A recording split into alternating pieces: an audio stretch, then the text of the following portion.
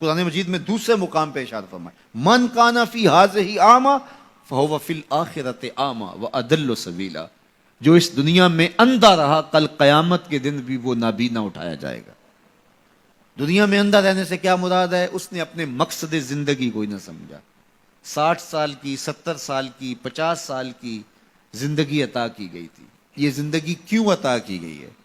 وہ منصوبہ بندی اس دنیا کی زندگی کے لیے تو کرتا رہا، سویر سے شام تک، شام سے سویر تک لگا رہا، جی میں اپنا مستقبل ٹھیک کر رہا ہوں۔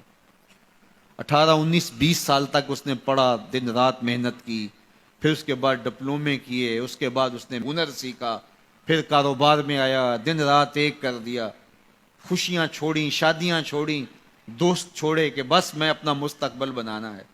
30 سال کی زندگی میں اس کا مستقبل سیدھا ہوا، 45 سال کی زندگی میں بیماریوں نے حملے کر دیے، 50 سال کی زندگی میں انتقال کر گیا۔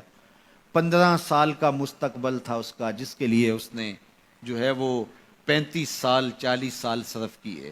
یہ تھا اس کا ٹوٹل مستقبل۔ کسی کا 20 سال کا مستقبل ہوگا، کسی کا 30 سال کا ہوگا، لیکن وہ مستقبل کو بھول گیا جس کا ایک دن 50,000 سال کا ہے۔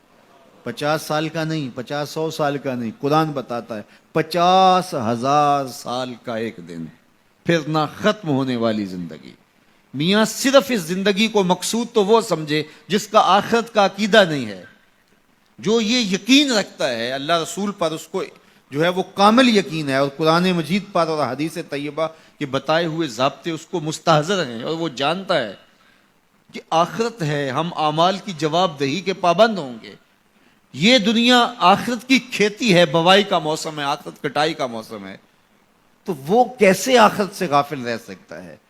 تو اگر وہ اس دنیا کی زندگی کو سمجھا نہ اور نابینا رہا تو کل قیامت کے دن بھی نابینا اٹھایا جائے گا۔ وَأَضَلُّ سَبِيلًا، یہ بھٹکا ہوا شخص ہے جس کو مقصد زندگی سے ہی آگے ہی نہیں ہے۔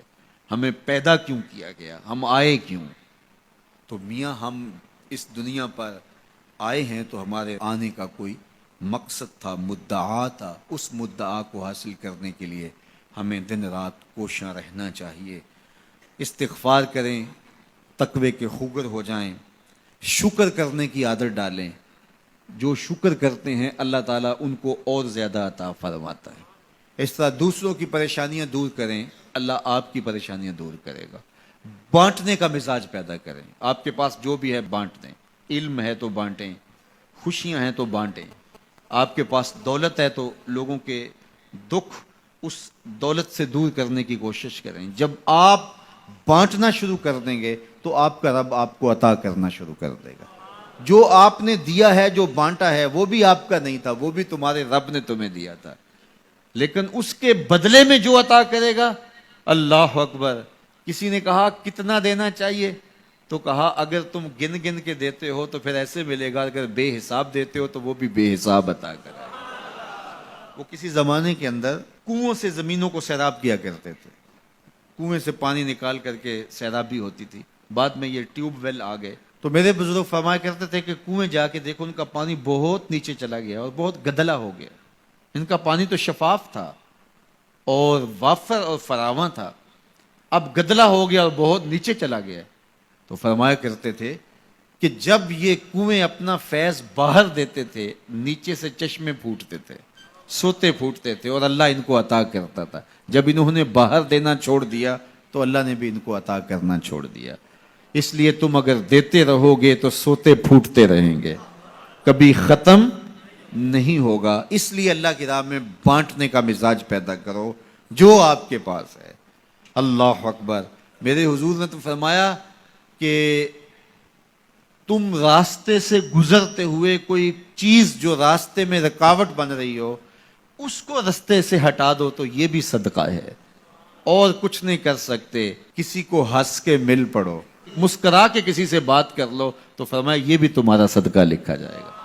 یہ نیکی بھی چھوٹی نہ سمجھنا، یہ بھی بہت بڑی نیکی ہے۔ تو جو آپ کے پاس ہے وہ بانٹو تو انشاءاللہ آپ کو اللہ اور عطا کرے گا، اور زندگی کے اندر ایک طمانیت کا نور اور ایک اجالا پیدا ہوگا۔ اللہ جل شانہ ہم سب کو خوشگوار، مطمئن، پاکیزہ اور خوبصورت زندگی کا نور عطا فرمائے۔